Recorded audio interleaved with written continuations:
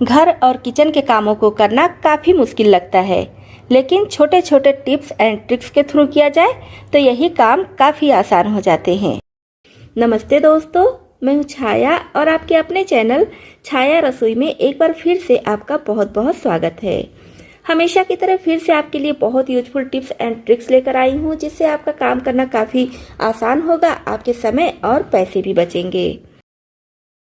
इस तरह की पैकेट बंद चीज़ें हम सभी मार्केट से लेकर आते ही हैं, चाहे तो ओट्स हो गया, दलिया हो गई, चाय की पत्ती हो गई, कुछ ना कुछ लेकर आते ही हैं।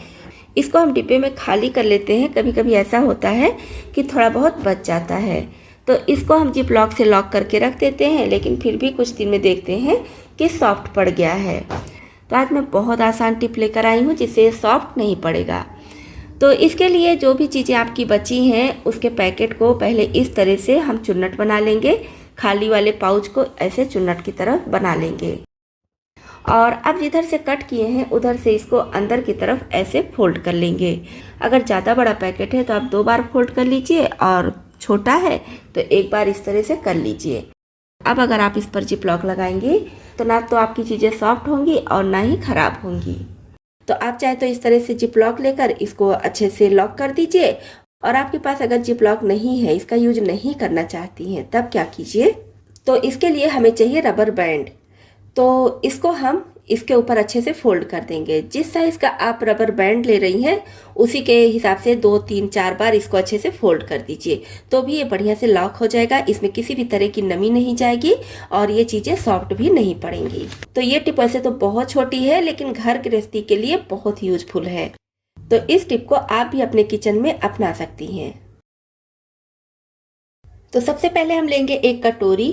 कोई भी कटोरी आप ले लीजिए, स्टील की, प्लास्टिक की, कांच की, कोई भी ले लीजिए। अब इसमें लेना है 2 टेबल स्पून कच्चा दूध। कोशिश कीजिए कि कच्चा दूध ही लीजिए, नहीं है तो उबला हुआ और ठंडा किया हुआ दूध भी ले सकती हैं। अब इसमें 1 छोटा चम्मच चावल का आटा डालेंगे। चावल का आटा घर में कैसे तैयार किया जाता है ये वीडियो मैं पहले ही अपलोड कर चुकी हूँ। आप चाहे तो मार्केट वाला चावल का आटा भी ले सकती हैं। अब इसमें करीब 2 चुटकी हल्दी पाउडर डाल देंगे और सभी चीज़ों को अच्छे से मिक्स करेंगे। तो ये देखिए सारी चीज़ें अच्छे से मिक्स हो गई हैं। ये पेस्ट थोड़ा पतला लग रहा है। आप चाहे तो 1.5 छोटा चम्मच चावल का आटा ले लीजिए, तो थोड़ा सा और गाढ़ा हो जाएगा। गाढ़ा हो जाएगा तो भी कोई दिक्कत नहीं है। अब जैसे कि सर्दियाँ आ रही हैं, सर्दियों में हमारी स्किन काफ़ी रफ हो जाती है, काफ़ी रूखी हो जाती है। तो इसको ठीक करने के लिए कितना भी क्रीम लगा लीजिए, कुछ भी कर लीजिए, थोड़ी देर बाद फिर से वैसे ही हो जाती है।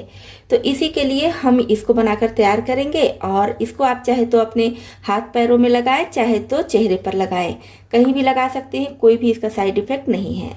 तो इसको हम थोड़ा सा लेंगे और अपने हाथों पर इस तरह से करके लगा लेंगे। तो यहाँ पर हम चावल का आटा ही लेंगे क्योंकि चावल का आटा रफ होता है। और इस तरह से अगर आप अल्टरनेट डेज यूज करेंगे तो आपकी स्किन एकदम साफ सुथरा चमकदार रहेगी और डेड स्किन भी नहीं होने पाएगी। आप इसको हाथ पैरों के साथ साथ चेहरे पर भी लगा सकती हैं, क्योंकि चावल का आटा थोड़ा खुरदुरा होता है, जिसकी वजह से इस पर जितनी भी डेड स्किन है सब निकल जाएगी। 1.5 से 2 मिनट तक हम इस तरह से रब करेंगे। आप चेहरे पर लगा रही हैं तो चेहरे को और हल्के हाथ से ऐसे ऐसे करके रब कीजिएगा और 1.5 से 2 मिनट के लिए चेहरे को भी रब करना है।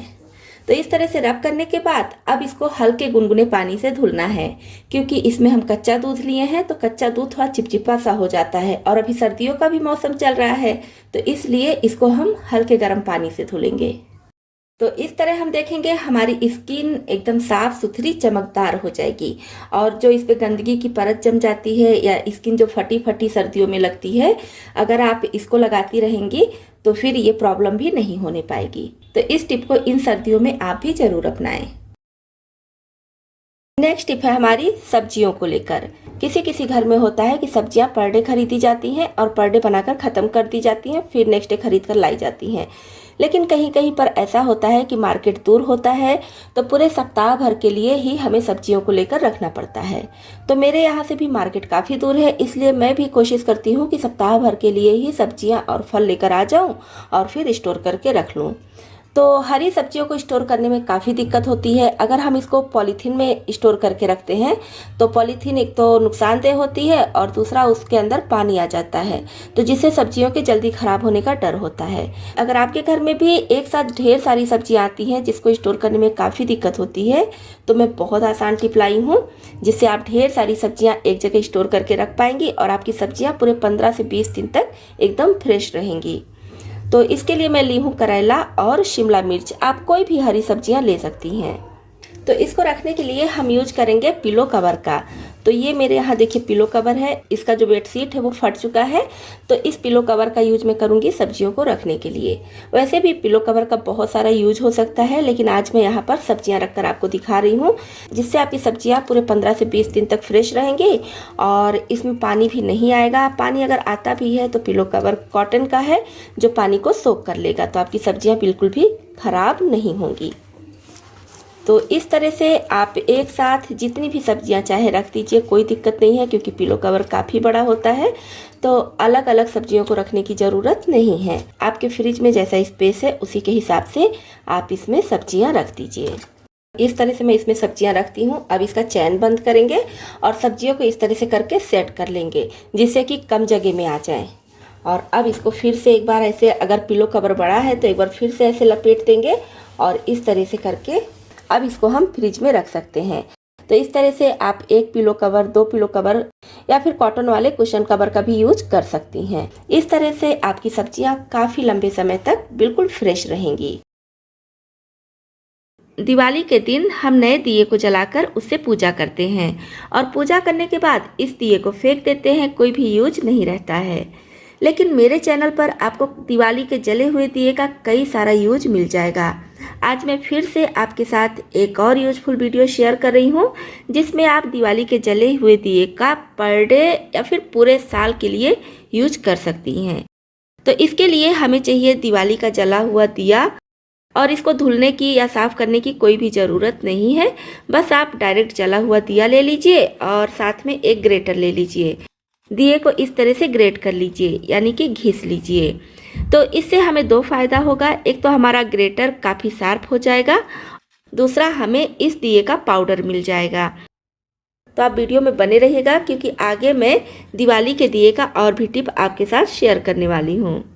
तो इस तरह से हम इसका पाउडर तैयार कर लेंगे। अब इसका यूज क्या करना है हमें, तो मैं पहले भी इसका कई सारा यूज आपको बताई हूँ, आज फिर से एक बहुत ही अनोखा यूज बता रही हूँ। तो इससे हम साफ करेंगे अपने घर की कढ़ाई, तवे और प्रेशर कुकर या फिर कोई भी बड़ा बर्तन हो गया उसको। पहले के ज़माने में आप देखते होंगे कि गांव में मिट्टी या फिर राख से बर्तन धुलते थे, लेकिन आजकल ऐसा नहीं है। कहा जाता है कि मिट्टी में काफ़ी जर्म्स पाए जाते हैं और असली राख आजकल कहीं मिलता नहीं है। खासकर शहरों में तो ना तो मिट्टी मिलती है ना ही राख मिलता है। तो हम मिट्टी और राख के बजाय यहाँ पर दिए के पाउडर का यूज कर सकते हैं। और दिए को बनाने के बाद अच्छे से पकाया जाता है, जिसकी वजह से इसमें किसी भी तरह का जर्म्स होने का भी डर नहीं है। तो हम क्या करेंगे, ये जैसे कि लोहे की कढ़ाई है, आप देख पा रहे होंगे कढ़ाई कितनी गंदी है, इसमें कितना सारा जंग लगा है। तो मैं इसको साफ करके आपको दिखाऊंगी। तो इसके लिए ये पाउडर हम इसमें डाल देंगे, ये जो दिए का पाउडर है इसमें डाल देंगे। अब आप लिक्विड वाश ले रहे हैं या विम बार ले रहे हैं, जिससे भी आप अपने घर का बर्तन धुलती हैं उसको ले लीजिए और स्क्रबर में लगा लीजिए और अब इससे हम इसको साफ करेंगे। थोड़ा सा हमें इसको रगड़ना जरूर पड़ेगा, लेकिन आपका बर्तन एकदम बढ़िया से चमक जाएगा। और अगर आप लोहे के बर्तन को साफ करने का और अच्छा रिजल्ट चाहती हैं तो इसमें थोड़ा सा नींबू का टुकड़ा ले लीजिए, तो और बढ़िया से और जल्दी से चमक जाएगा। तो ये देखिए हमारी कढ़ाई कितनी गंदी थी और अभी आप देख पा रहे होंगे कितनी साफ हो चुकी है। तो थोड़ी देर मैं इसको और रगड़ती तो और अच्छे से साफ हो जाता, लेकिन बस मैं अभी आपको धुलकर दिखा रही हूँ। तो दिवाली में जले हुए दिए से पहले आप भी अपने घर की कढ़ाई को खूब अच्छी तरह से साफ कर लीजिए। उसके बाद इसमें किसी भी तरह की सब्जी बनाइए, कोई भी रेसिपी बनाइए। तो पहले देखिए कढ़ाई में कितना जंग लगा था, कितनी गंदी थी, और अभी देखिए साफ हो चुकी है। तो इस तरह से आप भी जले हुए दिए के पाउडर से इस कढ़ाई को बहुत अच्छे से साफ कर सकती हैं। तो दिवाली में जले हुए दिए को हम क्या करेंगे, जैसे रात में सोते समय हमारे सिंक से देखते हैं कभी कभी कॉकरोच आ जाता है। मेरे तो खैर नहीं आता है, लेकिन ज़्यादातर घरों में मैं देखी हूँ छोटे छोटे कॉकरोच आ जाते हैं, या फिर जूठन गिरने की वजह से कीड़े मकोड़े भी आने लगते हैं। तो उससे बचने के लिए क्या करेंगे, रात में जब भी आप किचन का सारा काम खत्म कर लीजिए, सोने जाइए, तब आप एक दिया लीजिए और सिंक के बीचों बीच में इस तरह से रख दीजिए। इससे क्या होगा, आपके सिंक से ना तो कॉकरोच आएंगे और ना ही कीड़े मकोड़े आएंगे। बस आपको ध्यान ये रखना है कि दिए का साइज उतना बड़ा हो जितना बड़ा आपके सिंक का ये वाला एरिया है ना, उतना बड़ा हो। अगर बहुत ज्यादा छोटा दिया ले लेंगे तो ये वर्क नहीं करेगा, क्योंकि साइड में खुला रहेगा। इसलिए थोड़ा सा बड़े साइज का दिया लीजिए, तब ये वर्क करेगा। तो दोस्तों, आपको इसमें से कौन सी टिप ज़्यादा पसंद आई और कौन सी पहले से पता थी, कमेंट बॉक्स में लिखकर ज़रूर बताइएगा। और चैनल पर पहली बार आए हैं, हमारी यूट्यूब फैमिली में शामिल होना चाहते हैं, तो इस चैनल को सब्सक्राइब भी कर लीजिएगा।